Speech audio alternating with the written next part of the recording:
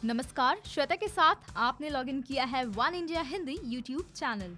ये साल 2016 सितंबर की बात है जब पुणे के SIMS कॉलेज के छात्र जयदीप इंटर्नशिप कर रहे थे। एक दिन अचानक ही जयदीप को एक फोन आता है। फोन करने वाला खुद को इम्तियाज अली बताता है और 24 साल के जयदीप के सामने एक अजीब सा ऑफर रखता है। ये ऑफर था किडनी बेचने का। जयदीप को कहा गया कि तुम अपनी किडनी बेच दो, बदले में तुम्हें 20 लाख रुपए मिलेंगे। ये सुनते ही जयदीप के होश उड़ गए और उन्होंने इस ऑफर से साफ तौर पर इनकार कर दिया। फिर भी जयदीप के सामने इम्तियाज ने एक और ऑफर रखा। उसने कहा, कभी अपनी किडनी बेचनी हो तो DNA network 123@gmail.com पर सब्जेक्ट लाइन में I want to sell my kidney लिखकर मेल कर सकते हो। उस वक्त जयदीप साहू ने इस बात पर ध्यान नहीं दिया, लेकिन ये नंबर सेव कर लिया। कुछ दिन बाद जयदीप को पता चला कि उनके दोस्त को भी एक ऐसा ही फोन कॉल आया था जिसमें किडनी बेचने की बात कही जा रही थी। उस दौरान जयदीप ने इस बात को हल्के में लिया, लेकिन बाद में इस पर गंभीरता से विचार किया। उन्हें समझ आया कि किडनी की खरीद फरोख्त का ये एक बहुत बड़ा जाल है, जिसके बाद जयदीप ने ठाना कि वो इस रैकेट का पर्दाफाश करेंगे। इस बात के लिए हम जयदीप को सलाम करते हैं कि उन्होंने न केवल ऐसा सोचा बल्कि ये करके दिखाया। जयदीप ने इस काम के लिए दिल्ली क्राइम ब्रांच और मीडिया की मदद ली और सबसे अच्छी बात यह है कि जयदीप को सबकी मदद मिली भी। लगातार 41 दिनों तक जयदीप को पुलिस और मीडिया का साथ मिला। जयदीप बताते हैं कि क्राइम ब्रांच के गुरदीप ने उनका बहुत साथ दिया। दिल्ली क्राइम ब्रांच की टीम ने जयदीप के साथ मिलकर एक योजना बनाई और किडनी रैकेट वाला ये गिरोह इसमें फंस गया। भारत में किडनी डोनेशन को लेकर कुछ सख्त नियम और कानून हैं, लेकिन इस रैकेट का जाल किस कदर फैला था ये हम नहीं बताएंगे आपको, बल्कि ये खुद जयदीप बताएंगे। जी हाँ, जयदीप से हमारी बात हुई जिसमें उन्होंने अपने इस संघर्ष की कहानी साझा की। इस पूरे प्रकरण को लेकर जयदीप का क्या कहना है, आप उन्हीं के मुंह से सुनिए। मैं जानना चाह रही हूँ कि कुछ दिन पहले मैंने जो रिपोर्ट्स पढ़ी उसमें ये भी दावे किए गए कि आपका नाम तक बदला गया, PSP फानी कुमार, ये आपका नाम रखा गया था। हाँ, एक्चुअली मेरा नाम, उन्होंने मेरा आधार कार्ड चेंज किया, मेरा बैंक पासबुक बनाया नकली, मेरा बर्थ सर्टिफिकेट बनाया और भी बहुत से जो डॉक्यूमेंट्स, लीगल डॉक्यूमेंट्स, एकदम से मेरी पूरी आइडेंटिटी चेंज कर दी। मेरे जन्म से लेके अब तक मेरा स्कूल सर्टिफिकेट, स्कूल का नाम, सब कुछ चेंज कर दिया गया। फिर मेरा नाम, एक्चुअली नाम था एक्यूज का पोल्लीपेड़ी पद्मा स्वर्णा फनी कुमार, पर मैं वो नाम अच्छे से ले नहीं पा रहा था, तो उन्होंने फिर उसको आधार कार्ड में शॉर्ट नाम लिख दिया, PSP फनी कुमार। और इसके अलावा आपको क्या लगा इस बारे में कि हर चीज़ आपकी आइडेंटिटी के हर कार्ड, चाहे वो बैंक अकाउंट बनाए, चाहे वो आधार बनाए या बर्थ सर्टिफिकेट, हर चीज़ इतनी आसानी से बनती गई, तो इसके बारे में आपको क्या लगता है कि चीज़ें बनाना, क्या सर्टिफिकेट्स बनाना इतना आसान है? डॉक्यूमेंट्स मैम, आधार कार्ड जिसे तो अभी ये माना जाता है ना कि सबसे सेफ आइडेंटिटी है। आप आधार नंबर डालो, आप नेट पे देख सकते हो। ऐसी चीजें भी बस मुश्किल डॉक्टर ने बोला कि आपको कल डॉक्यूमेंट जमा कराने हैं और दूसरे दिन मेरे पास सारे मेरे फर्जी डॉक्यूमेंट्स अवेलेबल हो गए। तो ये काफ़ी बड़ा शौक है हम सब के लिए कि डॉक्यूमेंट्स के लिए हम इतना परेशान होते हैं। मैम, बैंक पासबुक और बैंक बोलो तो SBI बैंक। SBI bank? हाँ, SBI बैंक की पासबुक मेरे हाथ में थी, ओरिजिनल, जिसमें मेरी फोटो थी जी। मेरे फर्जी साइन थे। आप क्या सोचोगे, जो इतना बड़ा बैंक है और गवर्नमेंट बैंक है, ये मान सकते हैं कि प्राइवेट बैंक वाले तो कुछ कर भी देते होंगे, पर SBI बैंक की पासबुक मेरे पास। इससे ये समझ आता है कि उन्होंने कितना स्ट्रॉन्ग चैनल क्रिएट कर रखा था हर सेक्शन में। जी। यस मैम, चैनल तो मैम सोचो ना, जब कि जिस किडनी देने वाला है उसको बस मुश्किल 2 से 2.5 लाख रुपए का वादा करते हैं और वो भी नहीं देते, और जो पार्टी है उससे 40 लाख रुपए लेते हैं। हर जगह कमीशन बंधा है, डॉक्टर को इतने देने हैं, लैब वाले को इतने देने हैं, इसको इतने देने हैं, इसको इतने, डॉक्यूमेंट्स बनाने वाले को इतने देने हैं। और ऐसे ये जो जिसको पकड़ा है, अभी पुलिस इन्वेस्टिगेशन में पता चला है कि वो महीने के 3-4 करवाता था। तो अगर एक बंदा 2.5 से 3 करोड़ रुपए कमा रहा है तो पैसों से कुछ भी कर सकते हैं आजकल। जी जयदीप, इसके अलावा कुछ और सवाल है मेरे। जैसे आपके दोस्त को भी फोन आया था, मैंने पढ़ा है। तो इस फोन कॉल के बारे में जब आपके दोस्त ने आपको बताया तो आपके दिमाग में सबसे बड़ा सवाल क्या आया उस वक्त, क्योंकि आपने भी ये चीज फेस किया था? हाँ, जब मेरे दोस्त बता रहा था तो मैंने इतना इंटरेस्ट नहीं लिया, मुझे लगा ऐसे ही आ गया होगा।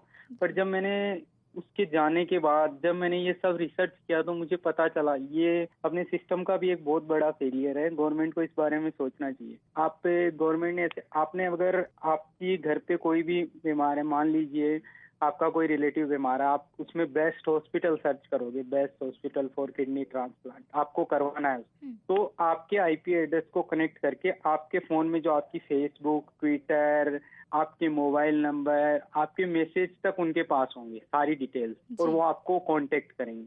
अच्छा, ये रैकेट ऐसे चलता था। ऐसे चलता है। अब इसके इन्होंने बाकायदा इनकी 6 से तो वेबसाइट चल रखी हैं, फेसबुक पे पेज चल रहा है, आपको मैं व्हाट्सएप और कर दूंगा उनके लिंक अगर आपको चाहिए। इसके अलावा क्राइम ब्रांच के 10 अफसर आपके साथ लगातार थे, मीडिया कर्मी हाँ। आपकी मदद के लिए हमेशा तैयार थे।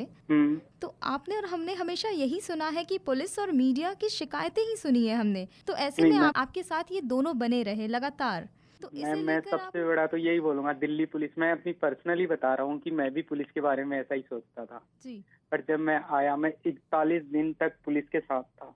जी अभी तो 41 से भी ज्यादा हो गए, पर 41 दिन ऑपरेशन चला, मैं पुलिस के साथ था। पुलिस में यहाँ पे जो टीम को लीड कर रहे थे, उनका नाम है गुरमीत सिंह कटारिया। तो गुरमीत भैया मेरे साथ 40 दिन तक यहाँ रहे।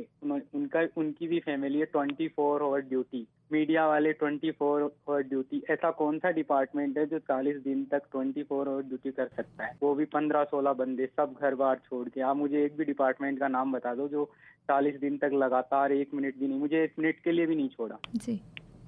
तो इसके लिए मैं दिल्ली पुलिस को सैल्यूट करता हूँ, मीडिया को सैल्यूट करता हूँ कि उन्होंने इतनी कठिन परिस्थितियों में कोई काम नहीं कर सकता मैम, कोई भी डिपार्टमेंट नहीं कर सकता। सबसे बड़ी चीज़ कि दिल्ली पुलिस ने आपकी सोच बदली और आपके इस एक्सपोजर ने कई लोगों की पुलिस के प्रति सोच बदली। हाँ मैम, मेरी खुद की सोच बदली है मैम, मैं खुद ऐसा सोचता था, क्योंकि जो हमें दिखाया जाता था वो यही पुलिस की नेगेटिव छवि दिखाई जाती थी हमेशा। बिल्कुल। और अभी भी मैं देख रहा हूँ, मेरे पास भी बहुत से बधाइयों के फोन आ रहे हैं, चैनल वालों के पास भी आ रहे हैं, पर किसी ने अभी दिल्ली पुलिस को इंसेंटिव नहीं बोला कि आपने बहुत अच्छा काम किया। जी, उनको भी अप्रिसिएशन मिलना चाहिए। या मैम, दिल्ली पुलिस ने जो किया वो उनकी जितनी तारीफ हो उतनी कम है। कम है, बिल्कुल। गुरमीत भैया थे, जो एसआई नरेंद्र सेहरावत थे, कविता मैम थी, बहुत सी दिल्ली पुलिस की जो मेरे साथ 15-16 जनों की टीम थी, वो एनी टाइम साथ रहते थे। उन्होंने अपने घर बार सब छोड़ रखे। रात को 2 बजे भी मेरे को जाना होता था तो 8-10 बंदे मेरे साथ जाते थे हॉस्पिटल में। और पता है सबसे बड़ी चीज थी कि उनको मेरे आसपास रहना था, हॉस्पिटल में अंदर मैं ही जाता था टेस्ट वगैरह करवाने के लिए, तो उनको डर लगा रहता था कि कुछ नहीं हो जाए। कोई पेशेंट बन के जाता था, कोई क्या बन के जाता था।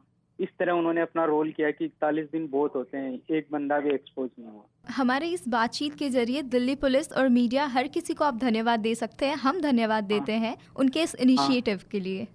या मैम, सबसे बड़ा रोल है, मुझसे भी ज्यादा अगर बड़ा रोल है तो वो दिल्ली पुलिस का है। मैं दिल्ली पुलिस के पास आया, अगर वो इतना इंटरेस्ट लेके, मुझे तो लगा जब फर्स्ट दिन आया मैंने लगा पहले दिन पकड़ लेंगे, पर फिर उन्होंने मुझे समझाया कि बड़ी मछली है, उनको पकड़ना है, डॉक्टरों तक पहुंचना है, इसलिए मैं 41 दिन रह पाया। और दिल्ली पुलिस के साथ था उनका जो व्यवहार था, इसी वजह से मैं 41 दिन यहाँ रह पाया, नहीं तो शायद मैं ही नहीं रह पाता 41। और ये बताइए कि किडनी डोनेशन के लिए आपके 17 टेस्ट हुए, मेडिकल हाँ टेस्ट। हाँ, 3 और लीटर मेरे खून टेस्ट पहले निकाला लैब में गया। होते थे, फिर हॉस्पिटल में होते थे। जी, 17 टेस्ट और 3 लीटर खून निकाला गया आपके शरीर से।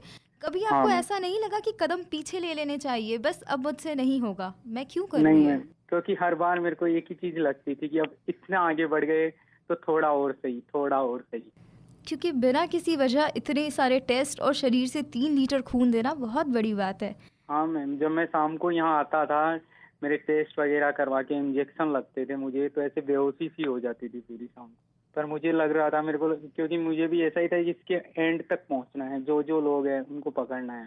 तो शायद 41 दिन की वजह से ही पुलिस इतने लोगों के पास पहुंची है। अभी भी पुलिस की एक टीम हैदराबाद गई हुई है, बॉम्बे गई हुई है, कोलकाता गई हुई है। जी। इस रैकेट में करीब कितने लोगों की टीम थी, इसके बारे में कुछ बता पाए आप? ये रैकेट वाले जी मैम, ये यहाँ पे जैसे इनका क्या, हर आदमी का काम बटा हुआ था। जी जैसे जो जयंत साहू था, वो पैसों की डील करता था, प्लस डॉक्यूमेंट्स बनाना, हैदराबाद में कोई है उससे डॉक्यूमेंट्स बना के लाना। उसके पीछे पुलिस गई है, मैं उससे मिला नहीं हूँ, वहाँ भी इनकी 2-3 जनों की टीम थी। प्लस जितने भी हॉस्पिटल्स दिल्ली में, बत्रा के अलावा भी 2-3 हॉस्पिटल, सब में इनके 2-2 बंदे होते थे। और उन बंदों का कांटेक्ट होता था डॉक्टर, और उन बंदों के बीच मीडिएटर काम करता था, वो उससे कांटेक्ट करते थे, और वो मीडिएटर था, वो डॉक्टर से बात करता था। अच्छा। इसके अलावा एक लेडीज होती थी, सुलेखा पांडा, जिसको पुलिस अभी उसको जेल गई, वो रिमांड ले लिया उसका। तो वो उसका काम था कि जो यहाँ रुका हुआ है डोनर, उनकी देखभाल करना, उनको कोई प्रॉब्लम हो रही है, प्लस उनको नाम वाम जो उनका फर्जी दिया जाता है वो याद करवाना, ये सारे काम वो करते। जी। तो कम से कम 10-12 जनों की इनकी टीम थी। अच्छा, इसके अलावा जैसे आपने कोलकाता वगैरह का भी नाम लिया, तो वहाँ पे इनके सर्कल्स है, ग्रुप है? हाँ, ओके। कोलकाता, मुंबई, उनसे मेरी फ़ोन पे ही बात हुई है, उनसे मैं मिला नहीं। तो उन्हें इस रैकेट एक्सपोजर के बारे में पता है? जैसे आपने बताया कि पुलिस जांच में गई है, टीम्स गई है अलग अलग जगह, हाँ हाँ तो उन्हें हाँ मैम, उन्हें सबको पता चल गया होगा ना, अब तो मीडिया में आ गया, तो पर वो अभी भग गए, पर पुलिस पकड़ रही, पुलिस उनके पीछे गई है और पकड़ लेगी, मुझे विश्वास है दिल्ली पुलिस। जी।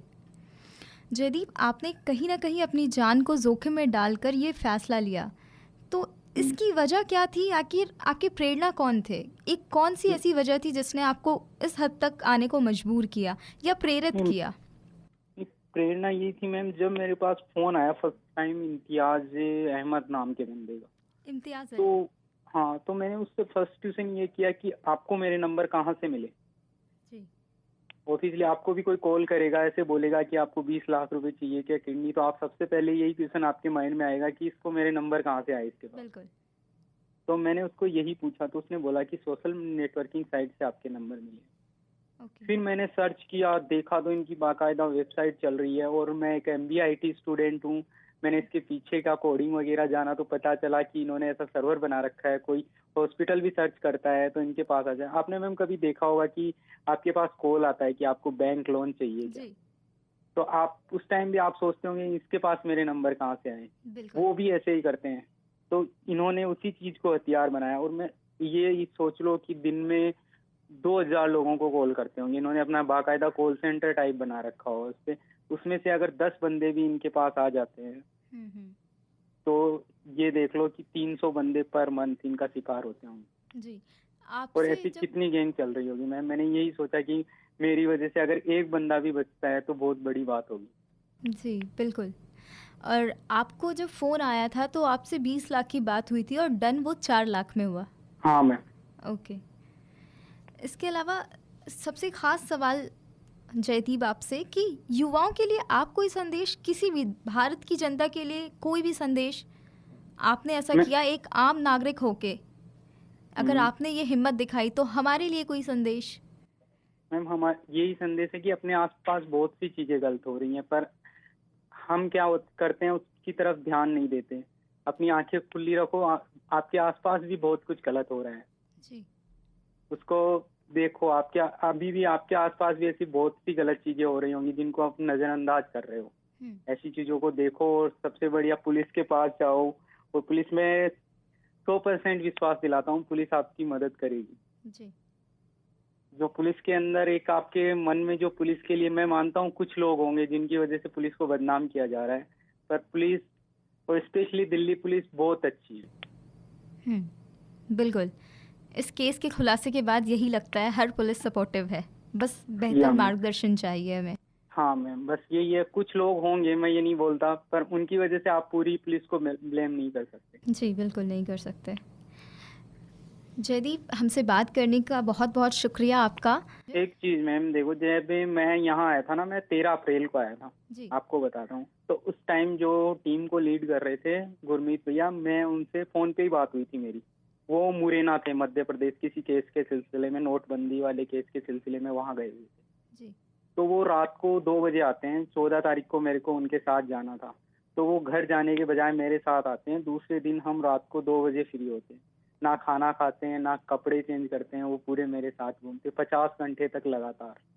तो मेरे को उसी दिन ऐसे लग गया था, मैंने कहा यार देख पुलिस का कितना बड़ा काम होता है, और हम लोग पुलिस को ऐसे ही बदनाम करते हैं। बिल्कुल, हम शुक्रगुजार हैं दिल्ली पुलिस की, जिन्होंने आपके साथ मिलकर इतना बड़ा रैकेट एक्सपोज किया है, and we are proud of you. Thank you so much. Thank you very much. ये बेहद खास वीडियो हम अपने दर्शक के लिए लेकर आए थे, जिसमें जयदीप का इंटरव्यू हमने लिया और जयदीप से पूछा कि उन्होंने आखिर इस रैकेट का पर्दा कैसे फाश किया। इस वीडियो में फिलहाल इतना ही। देश, दुनिया, राजनीति, खेल, मनोरंजन की अन्य खबरों के लिए हमारे साथ बने रहिए।